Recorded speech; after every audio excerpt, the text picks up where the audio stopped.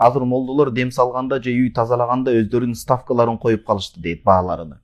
Ошого кандай көз караштасыз? Менин же баланчанын көз карашы анчейин маанилүү эмес. Шариятта кандай? Мына ошол маанилүү. Шариятта эмне деп айтылат? Кандай болуш керек? Шариятта илимде, жол жободо. Көпчүлүгү бизнес катары колдонуп калышты. Бир молдо бар экен, сүрөлөрдү окуп, арасында бир түшүнүксүз сөздөрдү кошуп, окуп дем салат экен, колунда теспеси менен коргошун куюп, жүрөк көтөрөт экен. Ошого кандай дейсиз? Эки бөлүк бар. Биринчиси жалпы ошол дем салуу маселеси. Алар эми ставка коюп $100, $200 дегени жакшы эмес. Мисалы сиз ооруп калсаңыз, дарыгерге барсаңыз, ошонун акысын төлөйсүз да, сизге убактысын бөлүп, билимин, ошончо тажрыйбасын бөлүп атат. Демек, эми ошончо сиз өзүңүз дем сала албагандан кийин туура жолдо акыйдасы түз болуп, ахли сүннат вал жамаа мазхабты карманып, бидаатка барбастан туура дем сала турган болсо, анын эмгегин кетирген убактысын баалаганыңыз жакшы. Анткени деминде таасир болуп атат. Бирок ошол бизнес катары айланып кетпеш керек. Бул биринчи маселе. Акысын өзүңүз көңүлдөн чыгарып бересиз.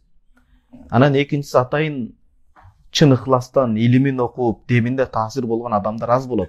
Жыргал Карике бар, бизде мисалы. Надыр устазыбыз бар, алар ар бир үйгө антип барып отурбайт, албетте, дем салып берет. Анан адам намаз менен үйүн тирилтип, жи шайтандан Куран окуп, ошол үйдү таза кармап, күнөө кылбай, өздөрү дем салып улантып кетиш керек болот. Коргошун куюп, ошол аркылуу кылган бул шариятта туура эмес.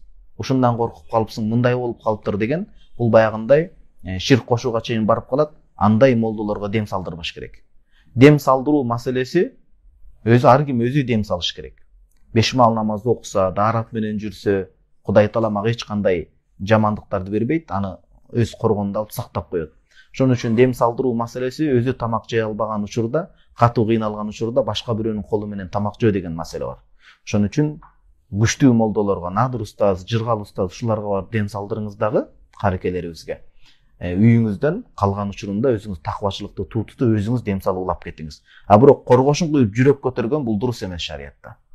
Эми жүрөк көтөргөн мындай кылып, массаж сыяктуу кылып кылышы мүмкүн, бирок атайын жүрөк дарыгерлерине барыш керек. Анан коргошун куйганы бул ширкке жакын алып бара турган амалдардын бири, бул туура эмес.